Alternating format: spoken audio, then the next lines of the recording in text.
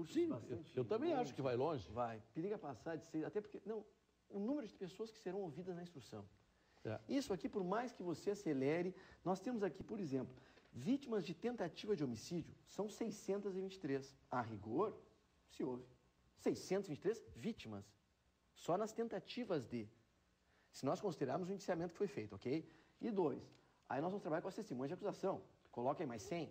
8 testemunhas por réu por e, teoricamente, por fato, imputado. E por fato. Não, aqui é um cálculo absurdo, não tem nem como fazer. Mas aí nós temos as testemunhas de defesa, nós temos as vítimas, que sobraram das tentativas de homicídio, nós temos as testemunhas efetivas, que são aquelas pessoas que presenciaram, que não são vítimas, e nós temos aí as testemunhas de defesa. E as defesas têm o seu respectivo direito de arrolar pessoas. Então, deixa eu Ou seja, nós passamos aqui de 600, 700 pessoas, então, talvez. volto a perguntar ao doutor Aloysio, acha que também vai alguns anos. Muitos. Isso que O processo penal. O penal... Vem os cíveis também. Que demora mais ainda. Agora, vou lhe deixar para perguntar no segundo bloco, fazer um intervalo, doutor Aloysio. Quanto aos réus como alvos de indenização. A gente sabe que, por mais patrimônio que tenha o dono da boate, ele não tem como cobrir o prejuízo que causou. Então, os familiares das vítimas vão se dirigir a quem? Vou lhe deixar essa pergunta para daqui a pouco. O nosso telespectador pode continuar opinando para conversas.cruzadas@tvcom.com.br ou pelo Twitter, @conversascruzadas. Voltamos.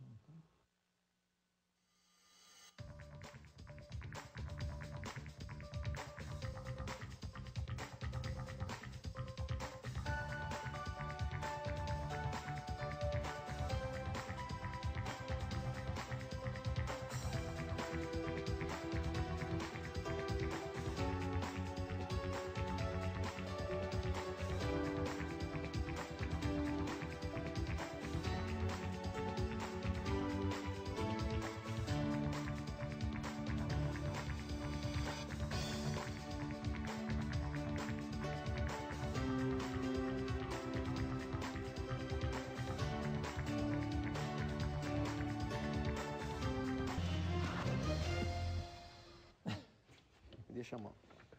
Estamos voltando, então, com o nosso Conversas Cruzadas, hoje avaliando o relatório da polícia na conclusão do inquérito durante as cerimônias de hoje à tarde, cerimônias tristes, é evidente.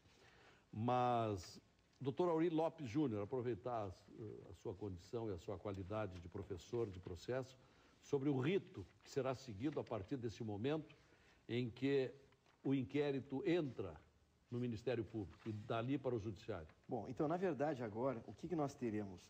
Nós teremos esse recebimento do inquérito por parte do Ministério Público. O Ministério Público vai ter que se posicionar, vai oferecer a denúncia. Três promotores foram nomeados por esse caso, pelo que foi dito agora à noite. Tem detalhes. Uma denúncia escrita, prazo de 10 dias, onde vai rolar suas testemunhas. Com essa denúncia, nós já vamos ter uma prévia do número de testemunhas da acusação. Depois disso, nós temos ali a defesa, vai se manifestar, abre prazo, defesa escrita, 10 dias, enfim, para rolar suas testemunhas também. Nós já teremos uma prévia, desde logo, do número total de testemunhas. Volta a vista para o MP para se manifestar, eventualmente, sobre alguma questão preliminar. E aí nós vamos para uma audiência, ou melhor, para o começo da instrução. Com certeza serão várias audiências, onde nós vamos ouvir, primeiro, vítimas, no caso das tentativas, testemunhas de acusação, as testemunhas arroladas pelo Ministério Público, depois testemunhas arroladas pela defesa. Finalmente, nós vamos ouvir peritos, fazer acariações, reconhecimentos. Aí, os réus serão interrogados, é o último ato, isso daqui a alguns anos. Teremos, a lei fala em debate oral, mas não é caso, memoriais escritos e uma decisão do juiz. Essa decisão é uma decisão de pronúncia, ou seja, manda para o júri ou não, porque nesse momento, é importante que as pessoas entendam, até aqui não existe tribunal do júri. Tudo é feito na frente de um juiz, presidente do tribunal do júri. Ainda não temos jurados, não temos júri. O júri no Brasil é só lá no final.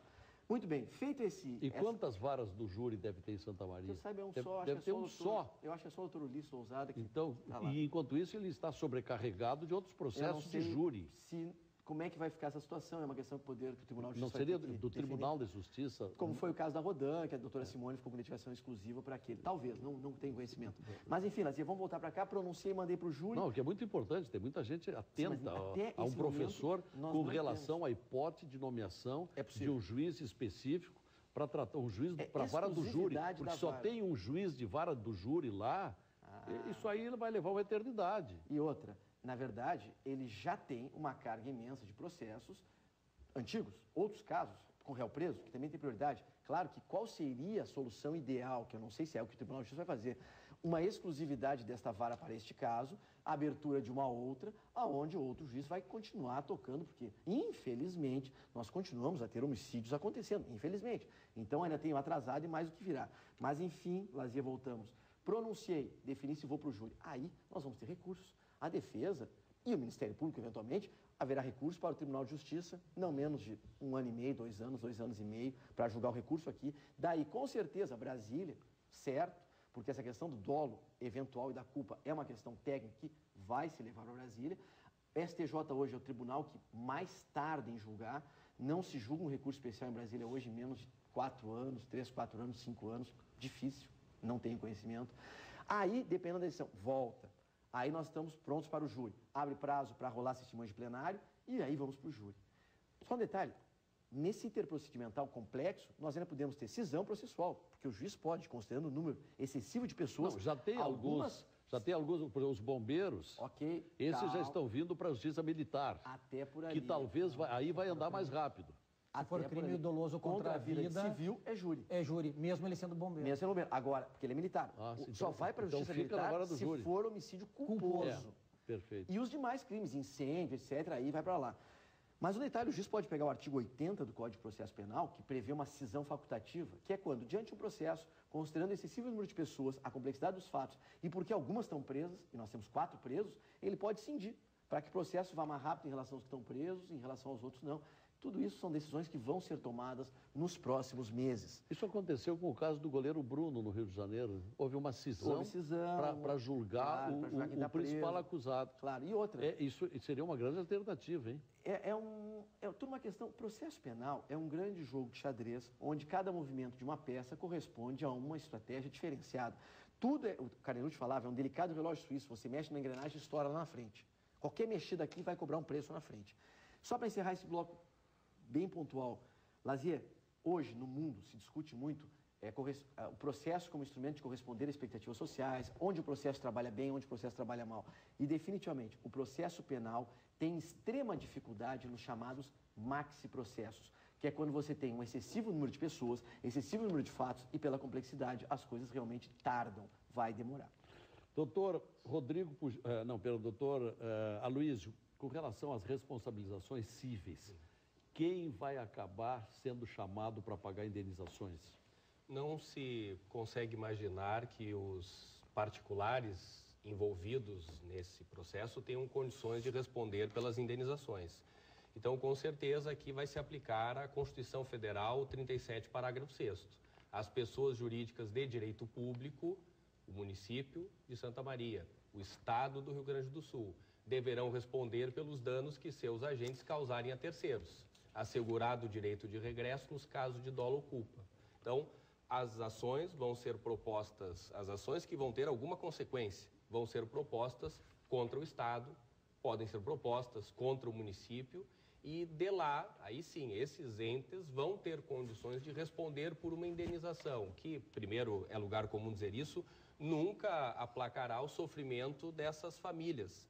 Mas nem é isso que eu estou dizendo. Os valores talvez não sejam os cogitados. Se em algum momento eles cogitarem do que pode se transformar em valor, em pecúnia, em relação ao sofrimento que eles estão tendo, esse valor não vai alcançar o que eventualmente pode ser projetado. O senhor diria que os familiares das vítimas esperarão a conclusão do processo penal para entrar com o processo indenizatório civil ou não? Não é obrigatório. Não faz nenhum sentido esperar essa conclusão. Então, talvez muito brevemente já entre. Exato. E o senhor acha que poderá haver lá adiante, o senhor acha que dá para calcular, haverá condenação solidária, Prefeitura de Santa Maria e Governo do Estado? Porque tem bombeiros, porque tem a questão lá da secretaria que liberou a boate, etc. Né?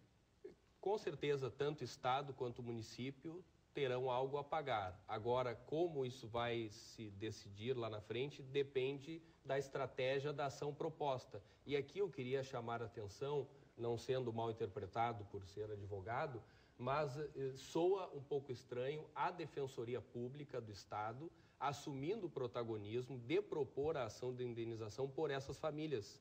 Porque, vamos dizer assim, são famílias de estamentos sociais diferentes. Sim. E pode lá na frente surgir como um problema nesse processo a Defensoria Pública respondendo por todas essas famílias. A estratégia de unificar Sim, porque a todos... Defensoria Pública defende pessoas carentes, pessoas necessitadas, não gente rica.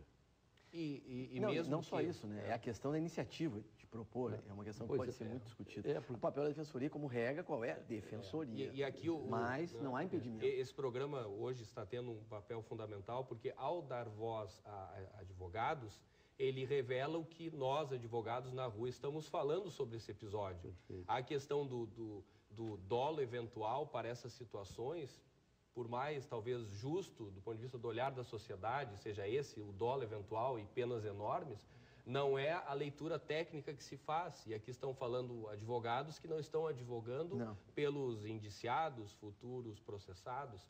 Agora, quem vai ter essa coragem de abrir os livros e aplicar o que todos nós ensinamos para os nossos alunos, seja no direito administrativo e no direito penal, em relação ao olhar do que está acontecendo? Porque a tragédia dessas famílias, ela não vai se resolver impondo novas tragédias sobre pessoas que em atos até prosaicos podem agora receber penas enormes em função de um clima, de um ambiente, de uma arena que foi criada e que nós estamos aqui para dizer, olha, infelizmente não é dessa maneira que nós vamos diminuir a dor que essas famílias estão sentindo.